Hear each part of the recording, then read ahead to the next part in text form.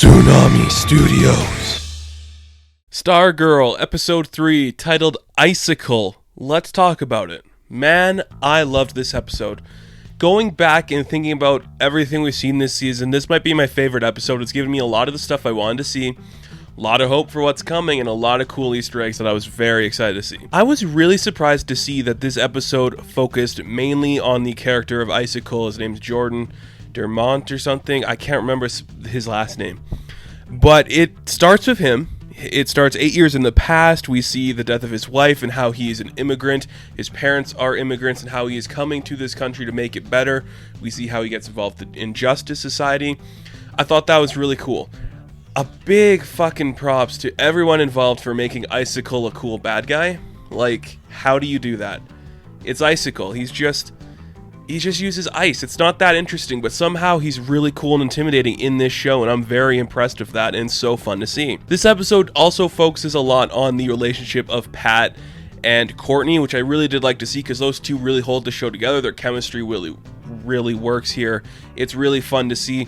You can see Pat is very hesitant in going up against, Brainwave, because what happened there in the coma, and he almost died. They almost died, and he's very like, we can't go against Icicle. We're not going against anybody else, Courtney. You gotta listen to me and trust me on this. Just be a normal kid. Just do your normal bullshit high school thing, okay? That's what you need to do to be okay. I really like that they made that joke because, again, it's a simple idea of the girl going to high school. She's got a secret identity. It's been done before, but it works in here because I'm not a big fan of like calling everything out when you make a joke like that, but it works here just because when they called it out, I'm like, okay, they're not trying to be this typical show like a Riverdale, but it has to be for the show to make sense. How else is Courtney going to make her new friends, make her recruits? So I'm okay with that too. I think that works really well in this story, and I'm excited to see where that angle goes. I don't hate any of the kids that much. Again, like I said in the last episode, the girl who's going to become Dr. Midnight, not sold on all the way. There was one kid in this episode, actually, who is the son of, William Zarek. Is he Zarek the Great? I can't remember the name of that villain. I know he's a magician with the wand stuff. I don't remember the name of the villain, but he's his son. I really liked the way that kid did. We'll get to it in a sec here, what happens with him. But I liked this kid. The kid had this energy that the show really needed. He was very energetic, very happy, had a lasting impression for the few times he was on screen, just learning magic, trying to be like his dad. I thought that was really cool. He just added another level of energy that was really needed for here, so it was really cool to see him. It sucks what happens to him, so we'll get into that now. Icicle kills him. He straight up kills him. The death itself I thought wasn't that good, because, you're sliding a bus on ice, and then Stripe saves it. The kid sees him, right? The kid sees Stripe, and he's like, oh my goodness, the kid saw me, what's going to happen here? Then we come back later, Icicle makes a truck go crazy and it hits the kid. The kid dies from that. I get why you did this. It just didn't seem like a really good or satisfying death. Like, it didn't really grab me in the way I was hoping it would, just in terms of the gravitas for that character and what that character did. But it also did kind of play into the fact that Icicle is taking charge here. He's taking down, the kid's father, the magician villain. He's taking him down. Brainwave's out of the picture. Icicle is here to stay. He's going to come for you, and he's going to take you down. And Courtney is just very much like, no, we're doing it. We are doing it.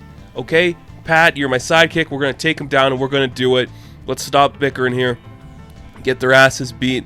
Luckily, they save the day, and there's only one death, which really affects Courtney in a way that I wasn't that... I was amazed by it. I was like, this really affected her. It's the first time she's actually had to feel something like this, so it really worked, and I really liked seeing that from her character and that growth. We get a lot more with the mom, Barbara, in this episode too, which I do like her. I like seeing that. I'm glad we're doing more than just focusing on the high school stuff with this show, because there's a lot more great stuff outside the high school we're focusing on. And Barbara's a great example of that, because now she is working directly with Icicle and that villain. And we know Solomon Grundy is kind of living under the American Dream building, which is kind of cool to see. I'm excited to see where that goes. I like that we're kind of like just upping this idea of like this stylized version of Americana. We're getting like the movie theater that's kind of vintage and classic coming back. It doesn't really have a time period. Like, it feels very timeless until you get to the stuff with Mike, because Mike's all like, Fortnite, video games, look at me playing games. I really liked Luke Wilson's rant to his son, where he's talking about, like, you know, when I was your age, I did play a lot of video games. Like, I was playing the best of the best. And when I got my Atari, I owned that shit on Paperboy. That's what you're going to do now. Which made me think, do they have Paperboys still in 2020? Like, I know where I'm from here in Canada, we do not have Paperboys. But if you guys still have those in America or in Nebraska, I mean, let me know, because that's really interesting. I thought that was weird. I don't know why. Just like, do they still have Paperboys that do that? I didn't think they did. They don't deliver milk anymore, do they?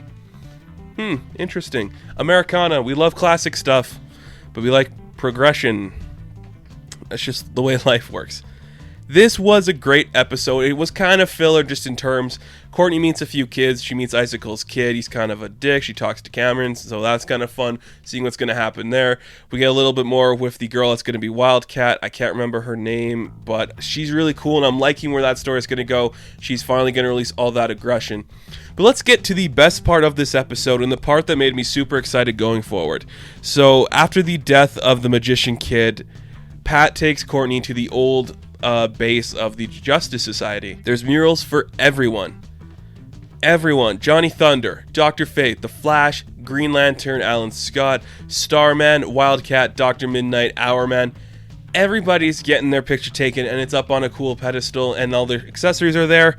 And then he's like, just, you know, these people died, and they were the best of the best. I am so happy we're getting so much respect for the JSA in this show. You have no idea what that means to me as a longtime fan of this.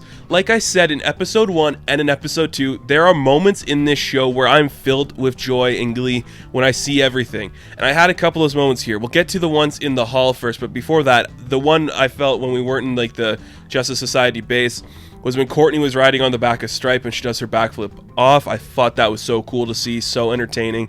Every time Icicle was in full Icicle mode, I was really impressed with that. I was really happy that they're making this guy cool. But man, in that base, the Green Lantern power battery, we see it. We see the pen that has the Johnny Thunder thing. I can't remember what is the name of the guy in the pen.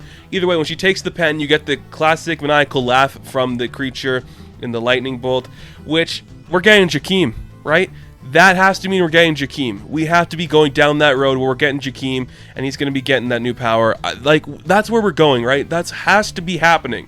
We already saw stills for a new Hourman, for a new Dr. Midnight, and for a new Wildcat. We have to be getting Jakeem sometime, too. Maybe that's next season. Maybe that's the end of this season. We have to be going that route, too. But she steals everything. I thought she was just going to be taking, you know, the Midnight, the Hourman, and the Wildcat stuff. She takes everything. She takes the power battery.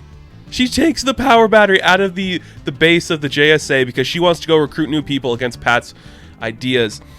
We're going to get Jade. We have to be at least going for Jade. I don't know if it's going to be this season, but something tells me maybe if it's not at the end of season 1, if we get a season 2 of this show, something tells me we're going to be seeing Jade and Obsidian. That has to happen. I don't think Alan Scott is dead. I think Alan Scott is one of the few that survived somehow. We're getting his kids eventually. I wonder if we're going to be getting a new Flash. Could we be seeing Bart Allen maybe, or a version of Wally West appear, or even Barry Allen at some point? I don't know.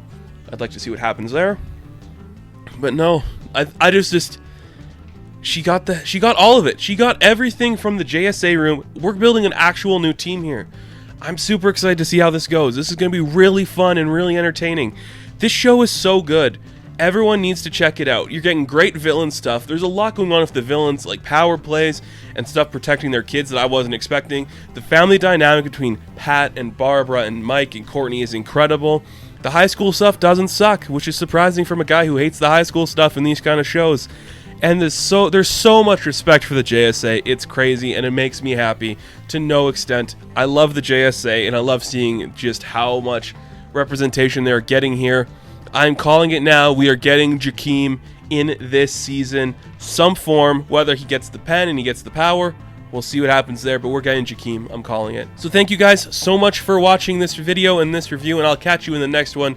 Be sure to check me out on Patreon, Instagram, Twitter, and I'll catch you later. Have fun. Stay safe out there. Seriously, these times are tough, and I hope everybody is safe and okay. God bless.